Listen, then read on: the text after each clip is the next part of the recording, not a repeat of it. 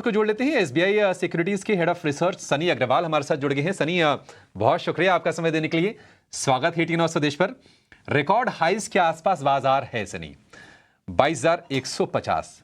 आपसे लोग जब पूछ रहे हैं, आपके क्लाइंट जब इंक्वायरीज कर रहे हैं कि बाजार में इस लेवल पर क्या करना चाहिए, यहां से बाजार की दिशा क्या होगी, तो आप क्या सलाह दे रहे हैं? गुड आफ्टरनून सभी दर्शकों को। Good afternoon, thanks for having me on the show. Definitely market में आई थिंक एक काइंड ऑफ एक जब मार्केट नए हाइक के आसपास है तो हम एक काइंड ऑफ सेक्टर रोटेशन देख रहे हैं। और एट द सेम टाइम जो स्मार्ट मनी है वो ये चेस कर रहा है कि जहां अर्निंग ग्रोथ आएगा अगले 3 से 4 क्वार्टर में, वहां कहीं ना कहीं एक हम फ्रेश डिप्लॉयमेंट ऑफ मनी देख रहे हैं। केस इन पॉइंट रिसेंटली हमने देखा था कि ऑटो सेक्टर में एक अच्छी खासी रैली भी हुई थी और आज एक काइंड ऑफ पुल बैक हम देख रहे हैं, प्रॉफिट बुकिंग है। बट हमें लगता है कि ऑटो सेक्टर अभी भी एक स्ट्रक्चरल अप ट्रेंड में है।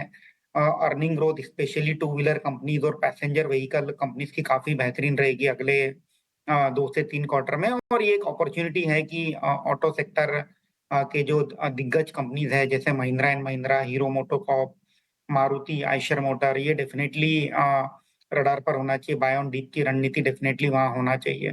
फिर जैसे सीमेंट सेक्टर है जहां हमने देखा था कि दिसंबर क्वार्टर में एक काफी अच्छे नतीजे आए थे और इसके चलते मार्जिन एक्सपेंशन काफी अच्छा हमने देखा था सीमेंट सेक्टर में। तो सीमेंट सेक्टर भी हमें शॉर्ट टू मीडियम टर्म के लिहाज से अच्छा लगता है।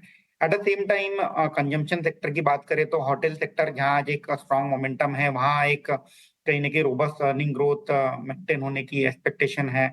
तो होटल सेक्टर भी शॉर्ट टू मीडियम टर्म के लिहाज से अच्छा लग रहा है। तो स्टॉक स्पेसिफिक अपॉर्चुनिटी काफी सारी है मार्केट में। अब थोड़ा सा अब जो बोलते हैं ना कि men we will get separated from boys, वो वाला मामला है। तो डेफिनेटली जहाँ अर्निंग ग्रोथ बेहतर है, वैल्यूएशन रिजनेबल है, डेफिनेटली वहाँ स्मार्ट मनी हम डिप्लॉय होते हुए देख रहे हैं।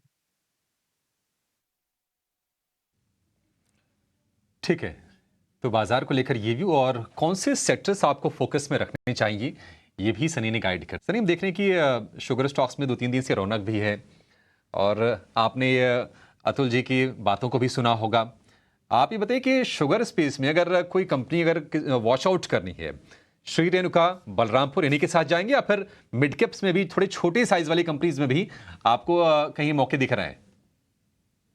मुझे लगता है कि अल्टीमेटली शुगर इंडस्ट्री में जो एक स्ट्रक्चरल चेंज हुआ था पिछले 3-4 साल में, वो ये था कि जो शुगर डिवीजन के जो लॉसेस है वो कहीं ना कहीं कंट्रोल किए गए because of certain government measures, जहाँ एक मिनिमम बाइंग प्राइस गवर्नमेंट ने रिकमेंड करी थी।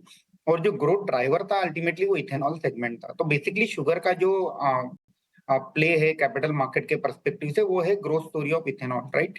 तो अब ऐसी कौन सी कंपनीज है जिसमें इथेनॉल की कैपेसिटी ऐड हुई है, केपेक्स कंप्लीट हो चुका है, और जब जो गवर्नमेंट की जो टेम्पररी रिस्ट्रिक्शन है जो कि मुझे लगता है कि इलेक्शन के चलते हैं, जहां आप शुगर केन से डायरेक्ट शुगर केन जूस से इथेनॉल बना सकते हैं, अगर हम उसको साइड में रख दे तो may be from a slightly longer horizon कौन सी कंपनी है जिसमें ये बेनिफिट दिखेगा।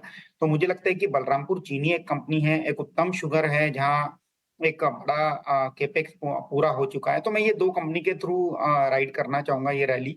और at the same time Shri Renuka में भी एक काफी बड़ी कैपेसिटी इथेनॉल की आई थी। बट हालांकि जिस तरह से अभी टेम्पररी गवर्नमेंट के रिस्ट्रिक्शन आए हैं उसके चलते एक डेंट हमें दिखेगा अगले 2 से 3 क्वार्टर में। May be one the election is over और जब नेक्स्ट क्रशिंग सीजन स्टार्ट होगा सितंबर अक्टूबर से, मे बी शायद गवर्नमेंट अपना डिसीजन रिव्यू करे और उस वक्त फिर इसमें एक इथेनॉल डिवीजन में एक अच्छी खासी अर्निंग ग्रोथ हमें आते हुए दिखेगी। तो राइट नाउ मैं ये जो स्टोरी है बलरामपुर चीनी और उत्तम शुगर के थ्रू प्ले करना चाहूँ।